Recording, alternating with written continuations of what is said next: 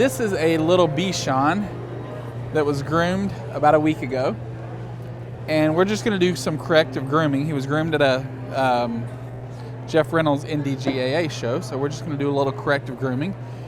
Right now, he obviously has a lot of leg to him, so we're going to try to shorten his leg up by taking his top line down some. I'm using the Wall KM10. This is a new clipper. It's a 2-speed. Using a 0 or a 5/8 inch snap-on comb. Just kind of come right into the Adam's apple. I'm going to take off some of this hair. And keep in mind that he was just groomed, so it's not going to be a whole lot we're going to take off, but we're going to try to create a couple of different lines. I'm going to try to set his front leg. Try to set his front leg up underneath him, so I come in right at the shoulder, and I'll just carve this in. That will help shorten him up in body. I'm going to pull this ear forward. And as I come down right underneath, once I find the base of the ear where it meets the neck, I'm going to come right down. I'm going to go right off that shoulder to show nice parallel lines from the front to back. So I want to lay that shoulder right in underneath him. And I also don't want any separation between the shoulder and the side of the leg here. So he's got a little bit too much neck hair. So keep him with this same shorter snap-on comb. We're going to take a lot of this off. Nice, long, smooth strokes. I'm going to come in right behind the elbow. That will separate his leg from his body. And then we're going to take off some of this bulk of neck hair, just because he's got a little bit, he's got a little bit too much at this point, and it makes him look really heavy. So behind the withers, coming in, I'm just going to flatten this out. He has a really thick, dense coat, so nice, long, smooth strokes, as long as you can. The smoother the strokes and the longer the strokes, the better your clipper or your lines will be, because you won't have any clipper marks. So you also want to give them a moderate tuck up. You don't want it to be too extreme, but he's got too much that's been left underneath here, so I'm just going to roll this right around his spring of rib. Stop. So you can see we just need to take all this off. It is going to give him more leg, but he's a tall boy anyway. And right now he just looks out of balance. But once I get that side set in, I'm going to flip around to this other side, take off some of this weight here, right down into the shoulders. This is usually the easier side to do, just because of the angle. This is Murphy. This is a Helen Schaefer's dog. So you notice when I get to the tuck-up area, I'm just kind of skimming out away from it. I don't want to take too much out of that tuck-up area. So I want to show off a nice rounded rear end, though his tail is going to be carried up this way. So right in front of the tail, I'm just going to take my clipper and go to the side of the tail, just so he has a little bit of fill in this area to blend it in to his top line, so he doesn't look like he has a dip in his top line. And then I just want to round this rear end off. This has been taken pretty short here, so I'm just going to follow the structure. And I'm also going to skim over just the edge of the legs, so all of this will be in proportion from the front to the back as far as the angles go. You want nice parallel lines from front to back. He's got a nice bend in his leg right now, so just want to show that off. I'm going to take it down. And I'm just skimming at this point. I'm not actually using the length of the blade. I'm just going to skim it. So now when you look at him, oh, I'll show you in a second. It's okay, buddy. So now when you look at him from the back or the front, you should have nice parallel lines coming off the rear end into the hips and into the side of that leg. So this side was done a little differently than the previous side before. So I want to shorten this up, give him a nice rear end. Stop.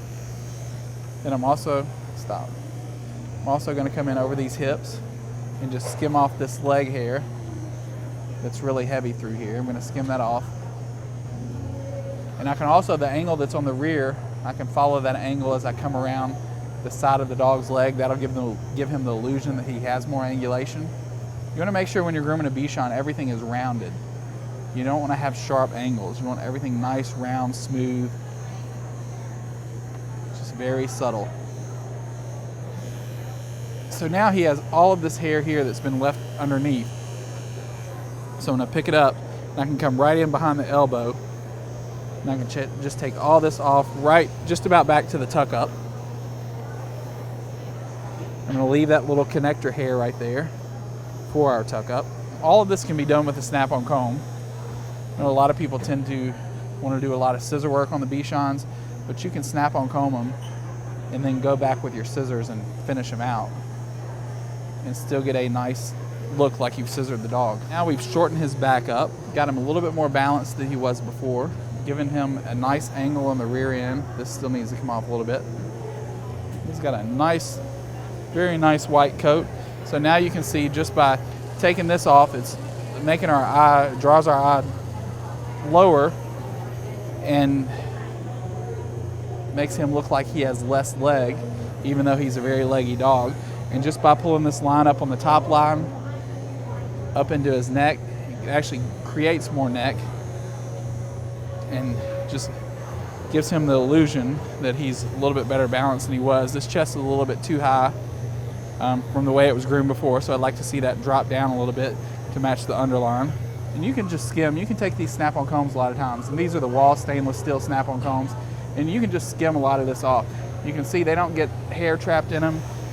They don't snag in the coat, even if you have a dog with some tangles or whatnot in it. It's going to go through it nice and smooth.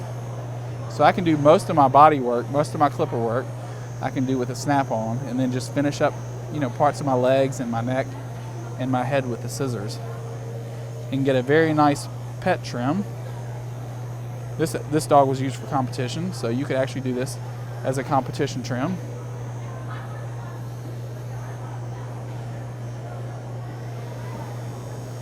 As long as you kind of know the direction you're going and what the standards are and what you're trying to do as far as achieving the balance and the structure, you can do a lot with the snap-ons.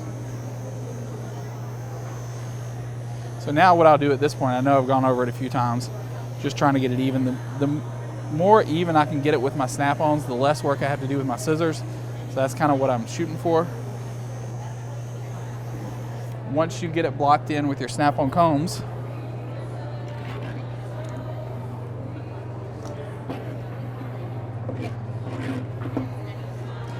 now what I can do is I'd usually spritz it. I don't have any spritz with me right this second, but I'd usually give it a little spritz of conditioning spray or scissoring spray, something like that. So now we've got our front end set in, our back end set in. We want to work towards the middle.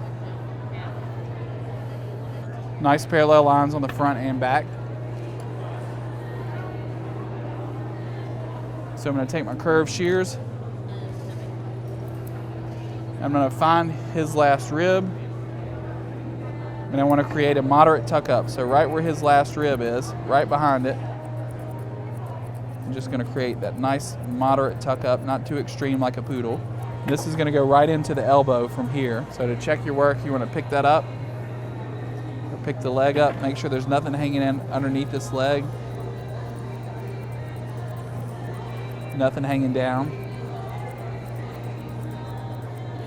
from your chest to your elbow. This all should be rounded. You shouldn't show spring of rib off through here. This should all be just very slight, very moderate. So I can flip my curved shears over at this point after I get below my rib cage.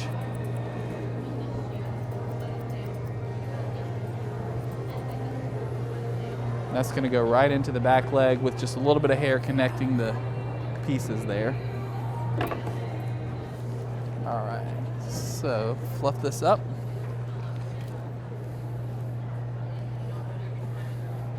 Then I'm going to do the outside of my legs before I do the inside of the legs, so I've already skimmed a lot of that off. Stop. So I'll fluff this up. I'm going from my point of shoulder here all the way down the side of my leg into the side of my foot. There should be no definition in the foot. Everything should be nice and round and flow right from the leg right into that cylinder shape.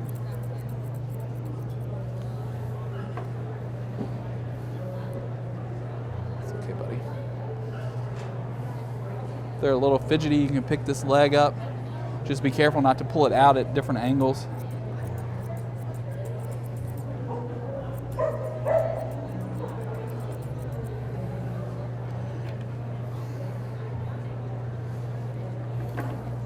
Stop. And we also will be getting back, the competition will be starting here shortly, so we'll be getting in to the competition with the Bichons and the Kerry Blues and the all other purebreds here shortly. They're just getting set up in the contest ring.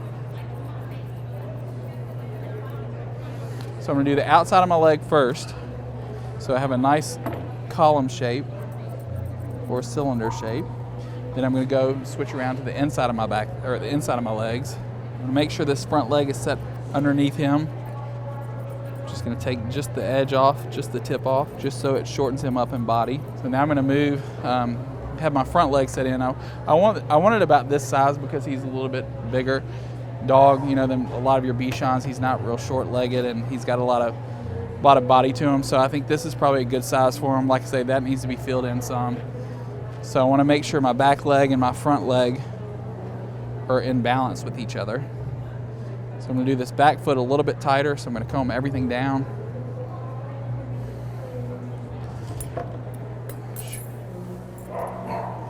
Right here I want to make sure I make a nice transition right around the foot so it's nice and even from this angle. And then I'll set the foot down and I'll comb everything to the side. A lot of this hock has been taken off. I'm going to comb all this out. Stop. Stop. There's a lot going on here. So I'm going to fluff that up, try to get him to stand up straight. Stop it. Try to get him to stand up straight. Actually, I may do it from this side so he'll stand still. So this is going to go from my hip right down into the side of my leg, or the side of the foot. It's okay, buddy. Then this same bend that's on the back of the leg, I want that same bend on the front of the leg. So using my curved shears, I'm going to set that in.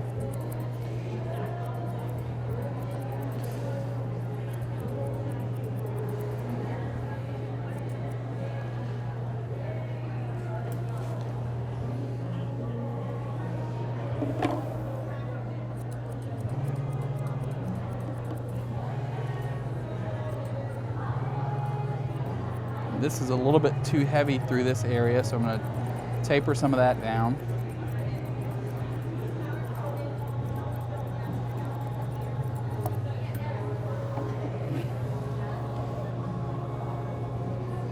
And I'm going to check the work on the inside of my back leg, so I'm going to comb all that up.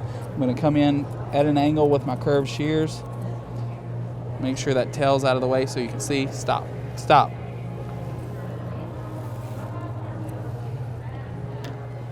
Okay, he obviously sees somebody he knows. So I'll just pick up the opposite leg and finish it out this way.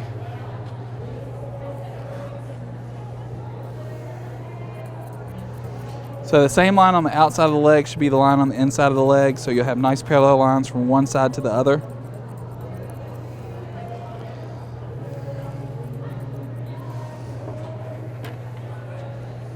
So now I'm going to do the same thing.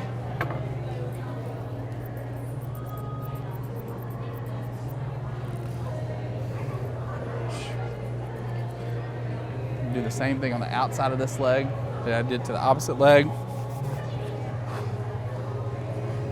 And this tuck up as well. Stand up, buddy.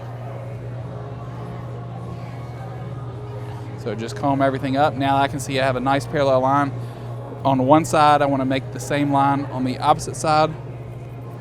So coming off the hip, I don't want these legs to be bow-legged. I want everything to fall nicely into place just right underneath this dog's structure of his body.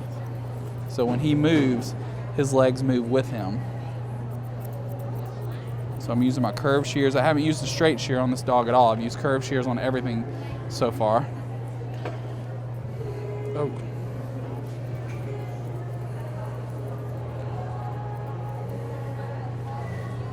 So I want to show off this bend in the leg. He has the hair here to work with. So I want to make sure I keep that hair. But it's just if you pretend this line here matches that line here, otherwise they can't move. If they're moving and you don't show off that line, this line here, they'll look really stiff, or it looks like their legs won't move with their body. So I'm just going to take off this edge, trying to leave this connector hair in this area.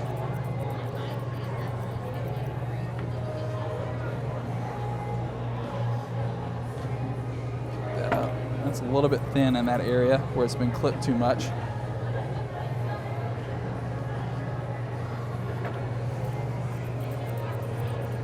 But always know your breed standards. When you go to groom any breed, know your breed standard and know what it means and how the trim relates to the dog that you're working on.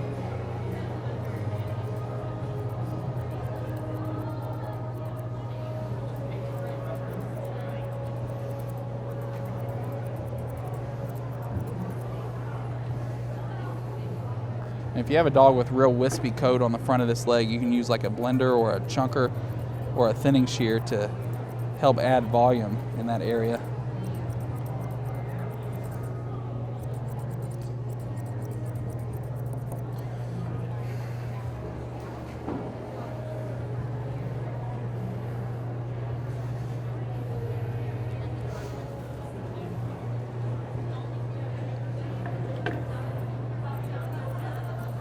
So I'll get this other front leg done and we will move on to the head. I'm going to get rid of this point here where it's been taken down a little bit too tight. I'm trying to round this off.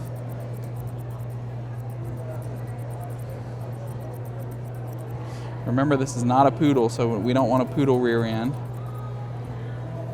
Everything should be rounded.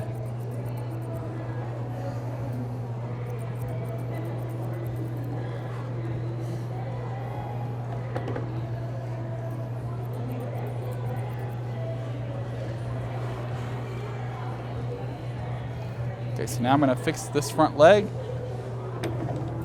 Take a little bit more off this. So the same line we put on the outside of the front leg and inside to make them parallel. So we're going to do to this side.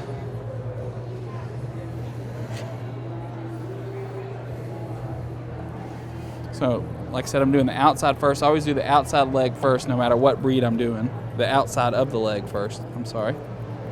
All the way down to the foot because we don't want any separation from the foot to the leg.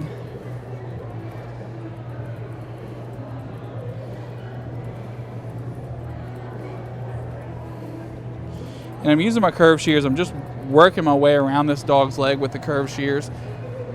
Because we're making a cylinder shape or a column, you want to use the curves. It'll help you make your columns a lot easier than using it straight. You'll take twice as many swipes with a straight shear as you will with a curved shear. So always keep that in mind. You always need a good pair of curved shears.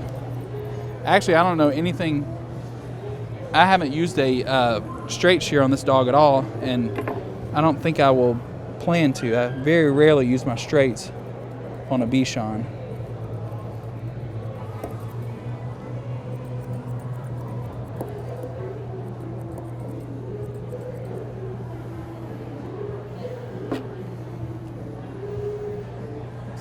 Up, give it a little shake. Make sure there's nothing hanging in. You can see there's this big chunk underneath this elbow right here.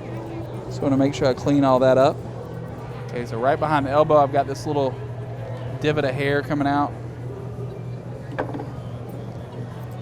Just make sure that's nice and clean so when they move, you don't see that flapping around. Then the back of this leg's a little bit heavy in this area here, right at the elbow. So I'm just going to clean that up. It's okay, buddy. Okay, so before I move around to my neck and my head, I just want to check my work real quick. So that's, my head and neck are going to be the last thing I do, so I don't want to have to come back and fix anything at this point. What do you think, Lance? What do you know?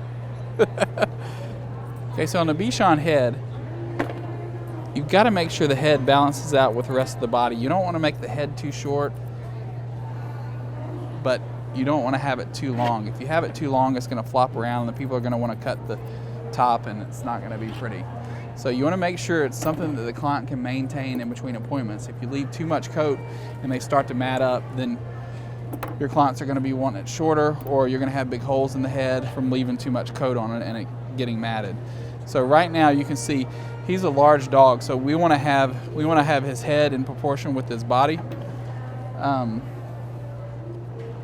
going to take my blenders real quick just in this area where he's a little bit just not as smooth as I would like to see it, so I can soften that up with my blenders or my chunkers, whatever you want to call them. So, but these are actually my own signature series. It's a 21 tooth blending shear or thinning shear.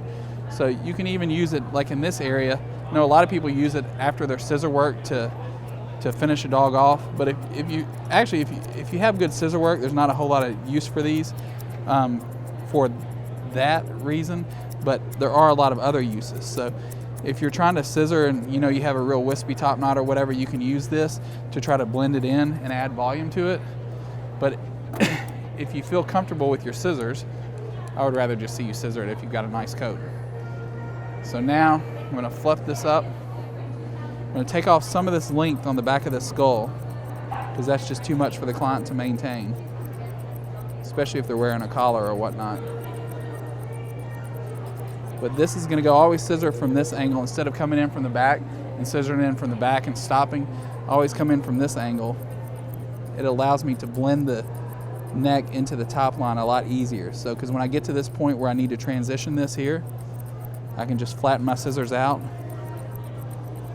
and you'll get a lot smoother top line rather than having a break in the top line from coming in the other way.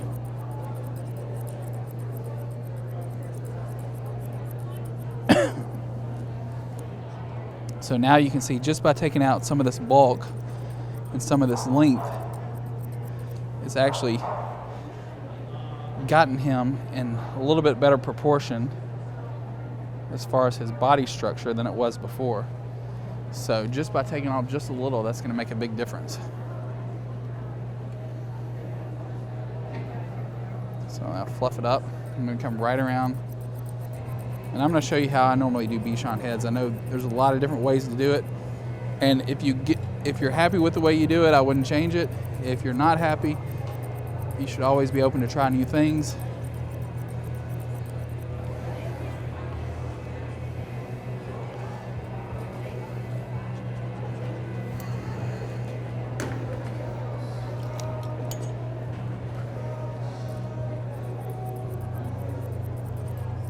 So you want to make sure you don't pinch them in behind the ears. I see so many groomers that take all this hair off in this area and it winds up pinching them, or they look pinched from the neck and winds up making them look out of balance. So when you look at this dog from behind, come here, buddy. I know you're tired, buddy. So you look at this dog from behind now. So you can see I haven't pinched the ear in on either side. I've done this side, but I haven't pinched the ear in on either side. So you want to make sure if you do pinch it, what happens is you wind up losing some of that volume for your top knot, or going into your ears. And so you want that to all be in proportion and flow. So when I'm looking at it from the front to back or back to front, you want all this to flow together instead of it being separate. So now what I'm going to do, I usually work in like different sections or different layers. So, and the easiest way I found to do it, I know I've been taught 100 different ways, but I'll comb everything down and I'll work my way from front to back.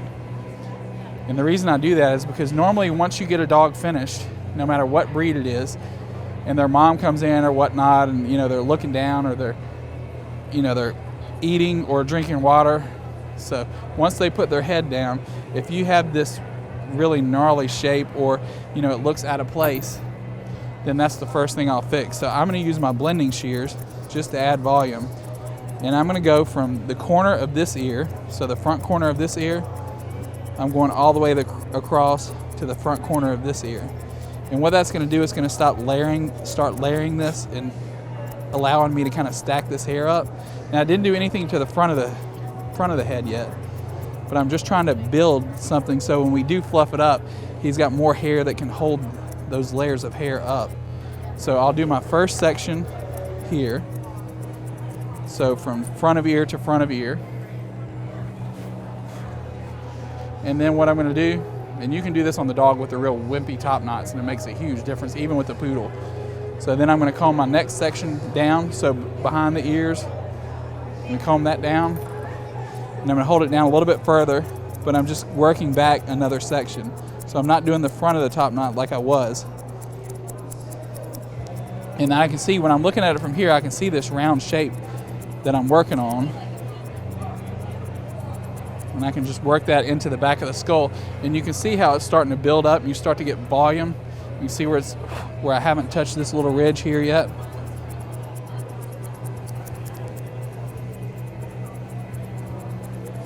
This will make a big difference in the total appearance of your top knot. So you can start to see added volume. And then we can fluff it up.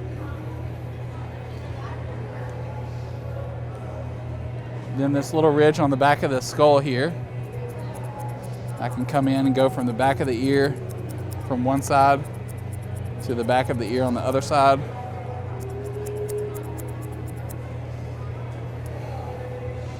And then there's all this hair that connects in front of this ear. You want to make sure you come from the corner of the eye right over the front of that ear.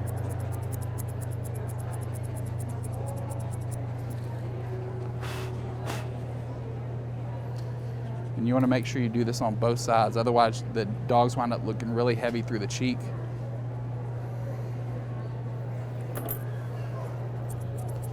But you never pick that ear up and pull it forward or pull it back and cut in front of that ear. You'll lose your whole headpiece, because everything should blend in. There shouldn't be any separation from here to the cheek to the ear.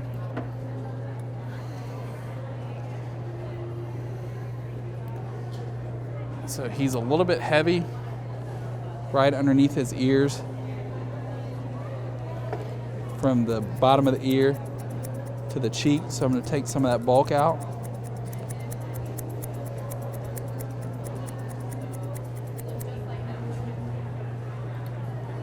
And then the same thing on this side. You can see a little bit too much weight here to here.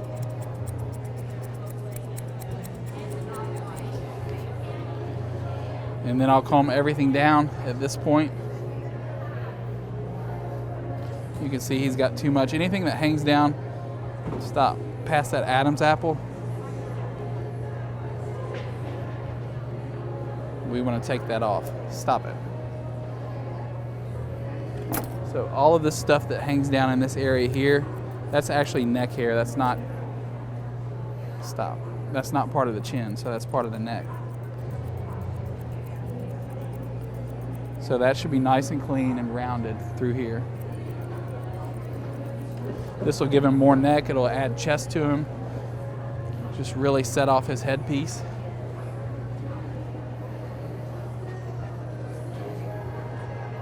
So, and then to check your work, comb it forward, comb it down, comb it forward, comb it down, and then you'll see anything that's hanging off that, just round that into your cheeks or into the bottom of your ear.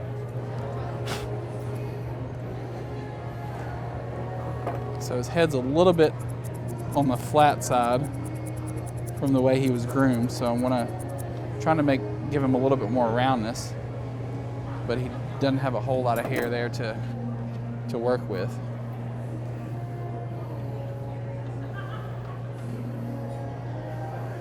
So, and then you can see if you do have any little humps or anything like that where it doesn't blend in nice, pull the head forward. Just go right over that line.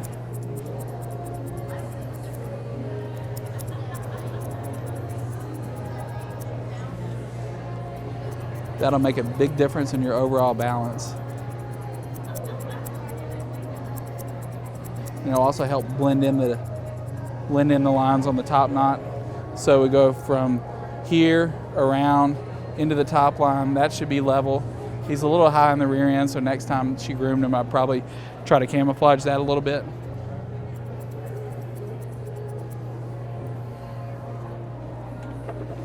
So, and then just if you're competing, I always take my blending shears just at the end, just to round off any edges and to make sure there's nothing that's hanging out of place.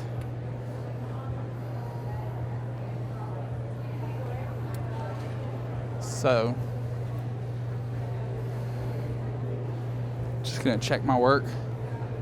So when you look at him from the front to the back, you should have nice parallel lines on both sides from here, from your neck to your shoulders to your legs. So you don't want to see any separation here or any separation here. All that should be symmetrical. And then when you look at him from back to front and you pull this up, you want to see nice angles, but you still want to see those nice, you don't want to see the legs sticking out away from the body at all.